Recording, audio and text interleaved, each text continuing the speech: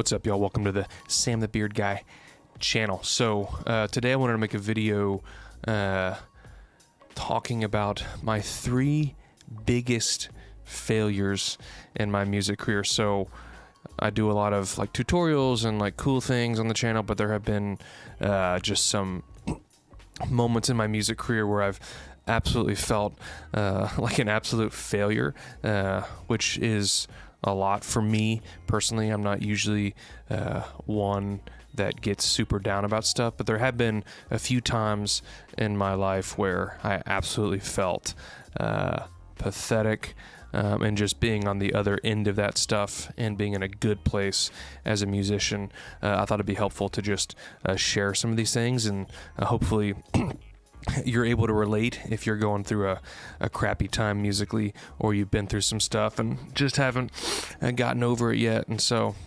just want to at least be somewhat vulnerable on this channel and just show that we all as musicians go through stuff that sucks.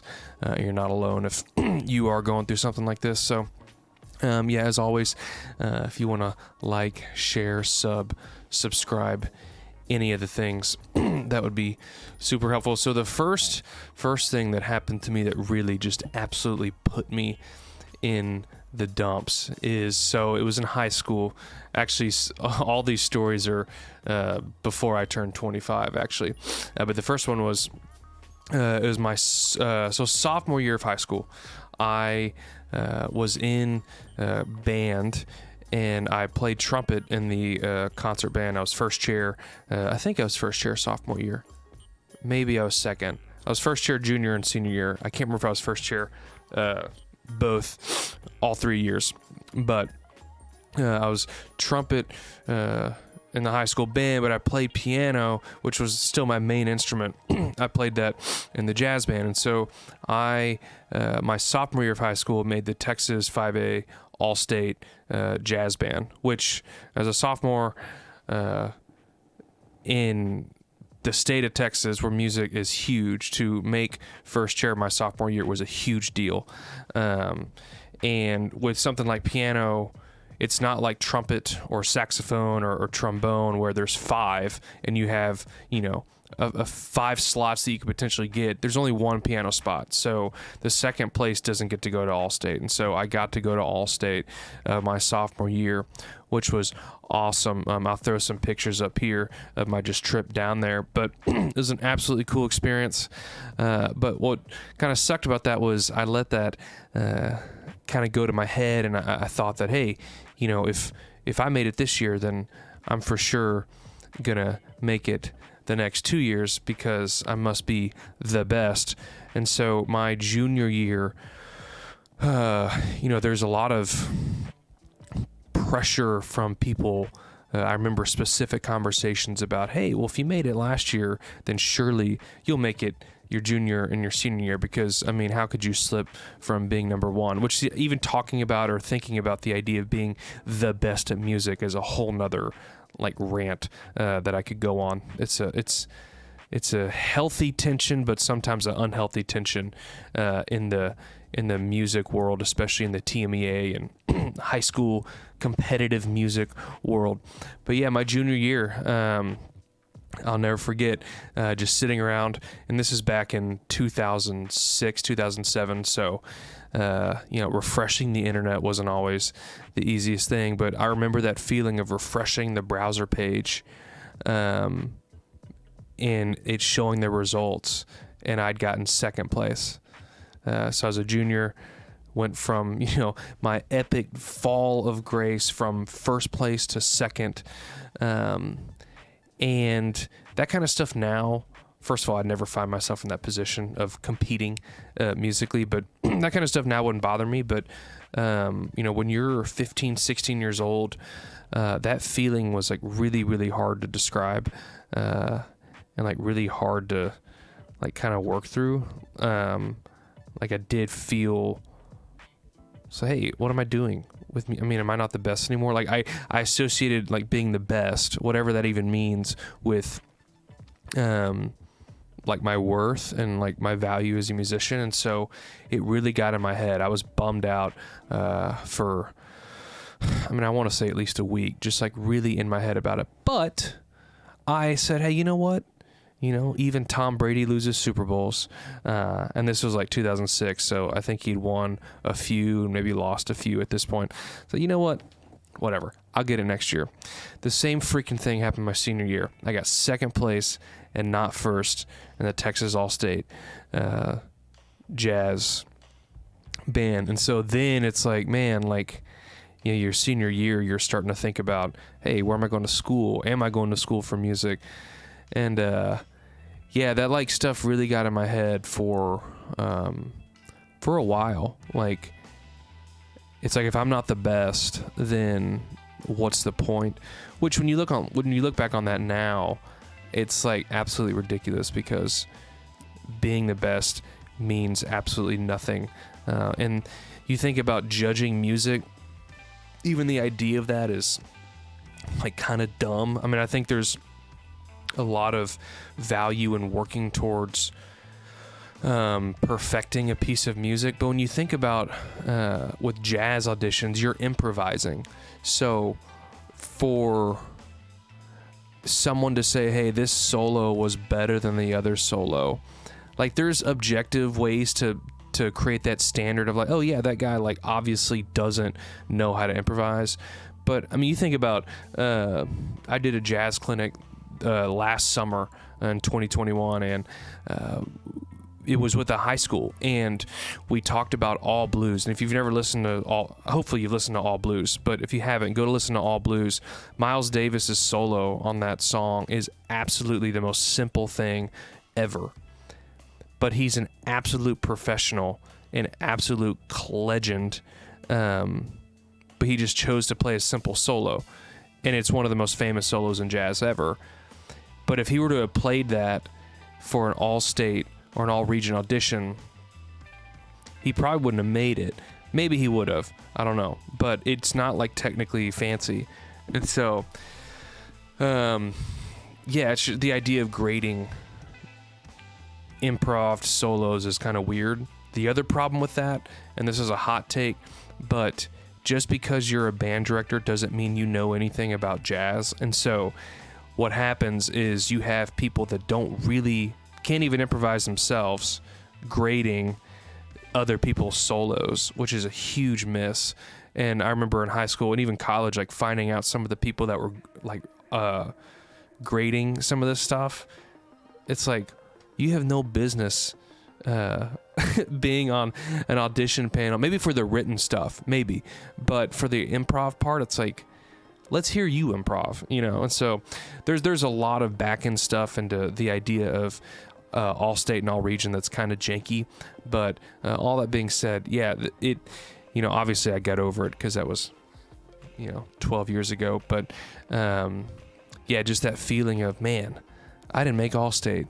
Like, everyone thinks I suck. And in reality, I just got second place, which is still a huge deal. Now, second place is first loser, let's be honest. But in music, it's like that's just stupid. Like, it doesn't really matter. And so, yeah, that was like the first time I ever really felt like a failure in music. And that was really when I was getting old enough to actually attach my identity and my pride to my ability to play music. All right, so me experiencing my first second place experience, if that makes sense, like my first time getting second place, between my junior year experiencing that and my senior year of experiencing that, I had another thing that made me feel like an absolute failure. So my dad was able to hook me up and get me somehow connected with this singer in the city I grew up in. I grew up in a city called Rockwall, Texas, which is out east of Dallas, which is where I live now, in Dallas. And I grew up out in Rockwall, and my dad, I forgot how he connected me to this guy, but I ended up meeting this singer out there that had actually a really great voice, from my limited memory of him actually singing. But he was great, so at least great to me. So my dad took me out to rehearse with this guy, meet this guy. He's an older dude, like in his 40s. And I could kind of tell, like, this was like I'm going to play with not the prodigy, but like the talented, young kid. And that's kind of part of my act, is I'm playing with this kid that's really good at what he does, whatever. And so I went out, met him, played a little bit with him. the guy decided it was a great fit. He wanted to play a gig with me.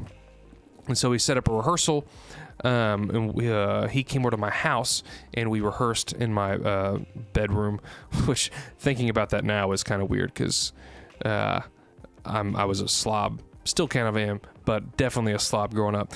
And so we rehearsed in my room. And so he had a binder full of all the sheet music, and he would make calls like, hey, let's tag this 3 times, let's do this key change here, let's do this thing, let's do this thing, let's do this thing, let's play this chord here instead. And I didn't write any of it down.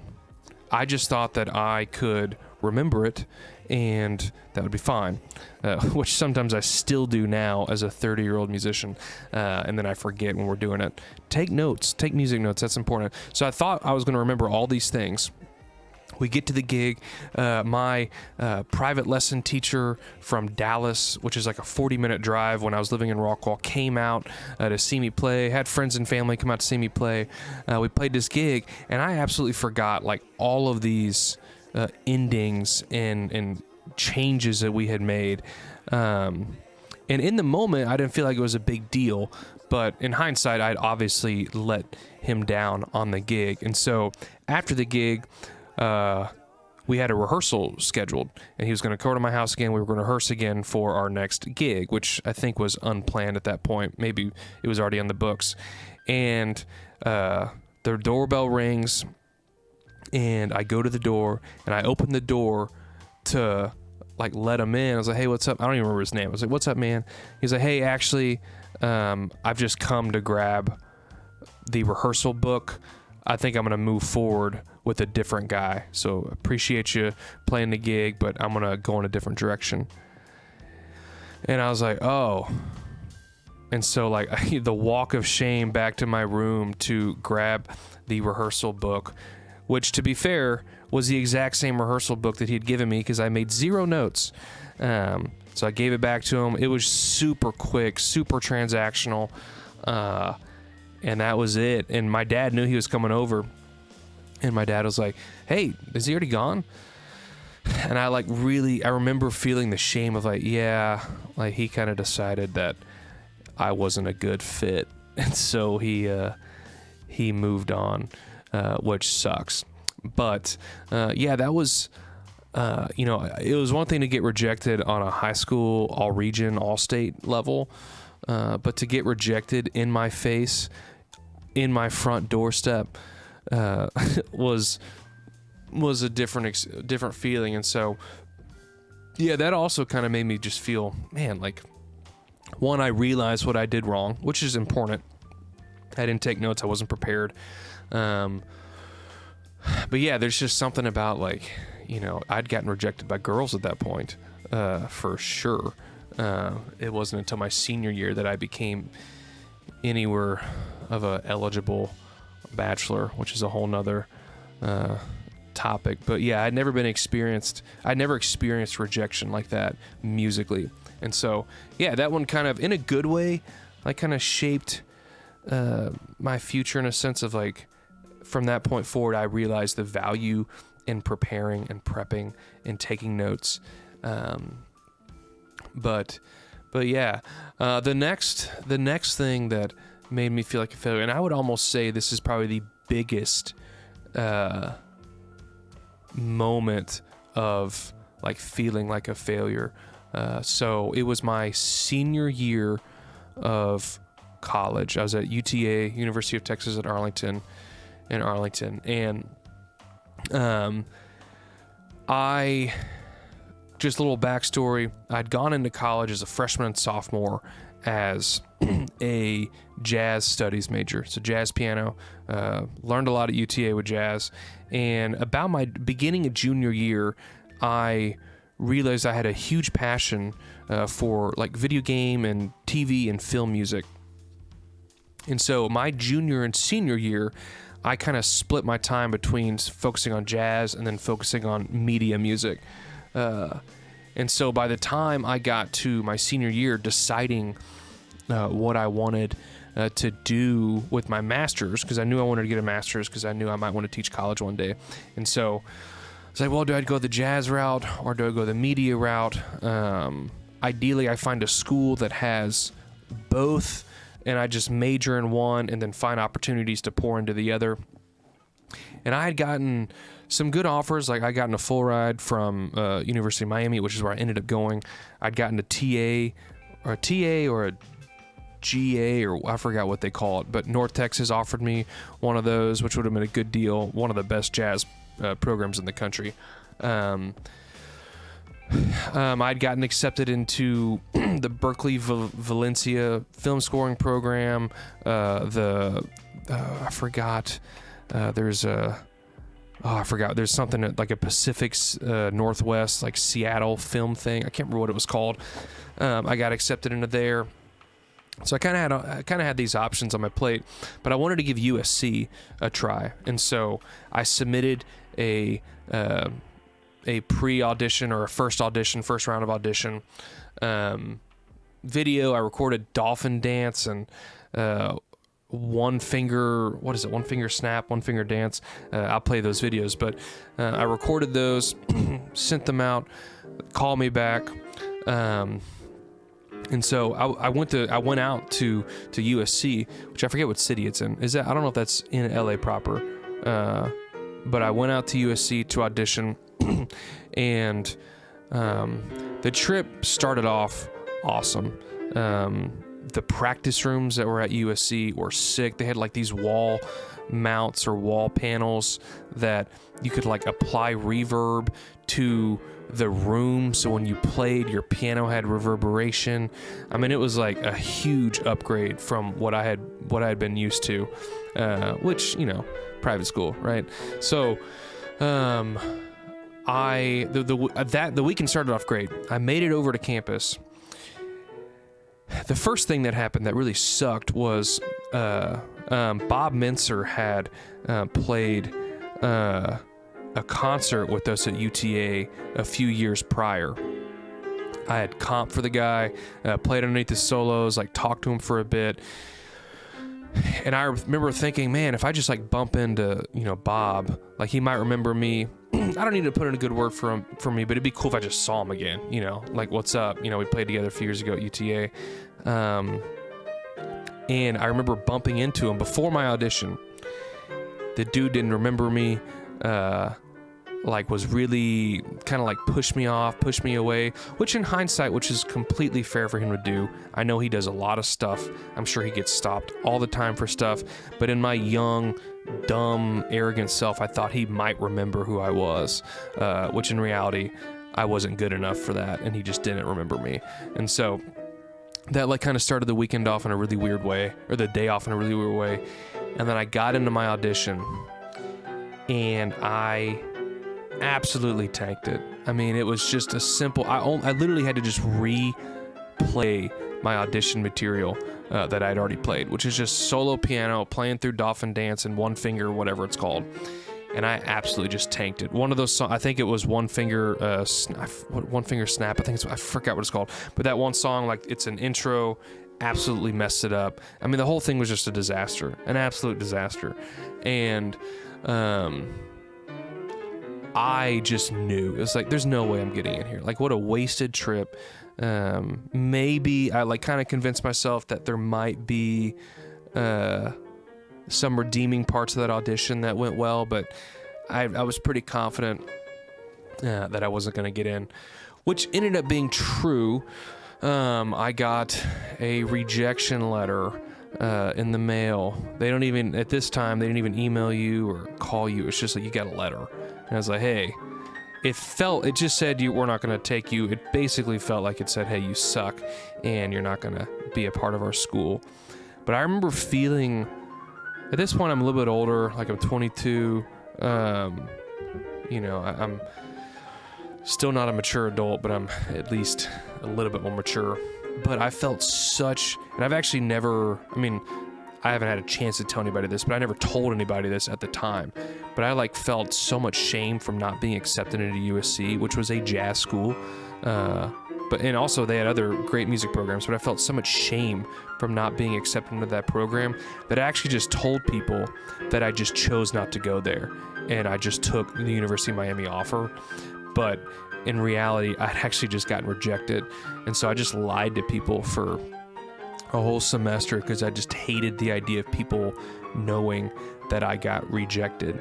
And so, yeah, that was crappy. That was probably probably the toughest thing I've gone through. And it wasn't like I, sat around and like cried about it, but just, music is this really weird thing in that we attach like our identity and our worth to our output as a musician.